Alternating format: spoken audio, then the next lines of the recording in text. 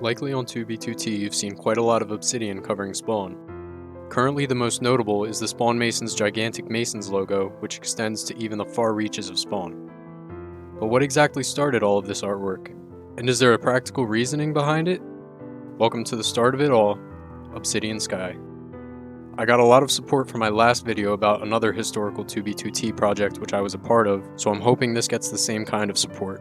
I plan on uploading more 2B videos this summer, so make sure you're subscribed if you're not already.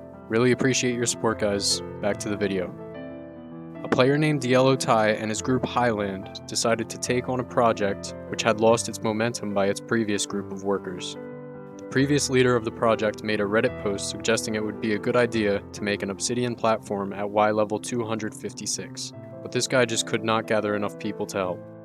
Reasons for the Obsidian Sky vary. It was proposed that it would produce more mob spawns closer to 0-0, as well as trap new spawns on the top of the roof, making it harder for them to escape. The platform could have been built out of anything and had the same effect, but obsidian was chosen due to its difficulty to be broken by other players. I was intrigued after DieloTai made the project public in his live streams, and I'm always down for a challenge, so I decided to join in. The plan seemed simple.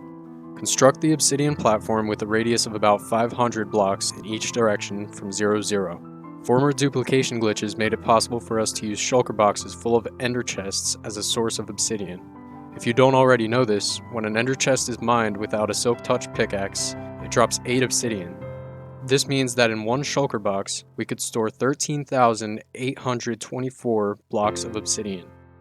We decided to maximize our efficiency by making organized 4x4 holes in the obsidian so we could have spots to mine ender chests. These were our hubs for exchanging obsidian between players. Sometimes we put players in charge of collecting the obsidian and giving it to other players so the builders wouldn't have to take a break. This time period was just before Housemaster disabled the elytras, so that meant we could easily fly to the top if we got knocked off, or we could easily evade any assailants. Obsidian Sky did not go unnoticed, perhaps not even by Housemaster. Before August of 2017, the spawning radius of the server was just a 500 block radius, which happened to be the reason for the size of the platform. Before we even reached 500, Housemaster decided to increase the spawn radius to that of a 1000 block radius. Whether this was a result of the project or not is debatable. The instructions weren't really static, and there were a lot of players saying that we should expand the radius further, even before the spawn radius was changed. But this made an even better case for us to increase the obsidian platform to that of around 1000 blocks radius or more. In due time, the 500 block radius was mostly complete. Housemaster decided to remove elytra flight from the server in an attempt to reduce the excessive chunks being loaded. Overall, this was a good decision on Housemaster's part, since it would reduce the potential size of the server and minimize lag. But at this point, working on Obsidian Sky was going to be a tedious task.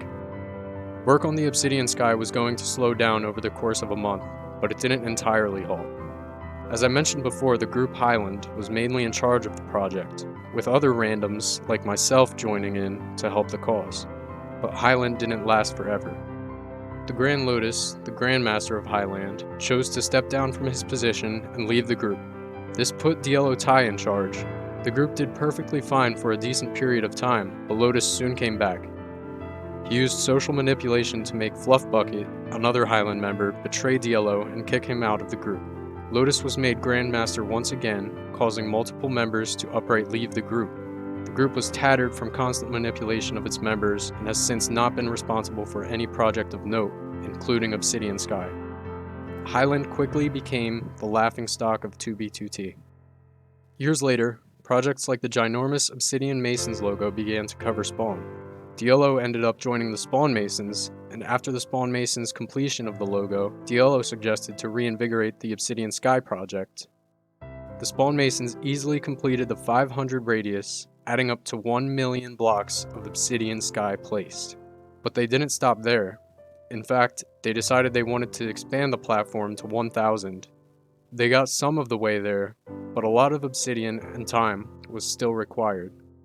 23 million blocks of obsidian were used to construct the Masons logo, so compared to that, the Obsidian Sky's completion seemed easy, but eventually lost traction for unknown reasons. The length of a side of the square would have been 2,000 blocks. Square that, and you get 4 million blocks. Despite this, the project was considered mostly successful.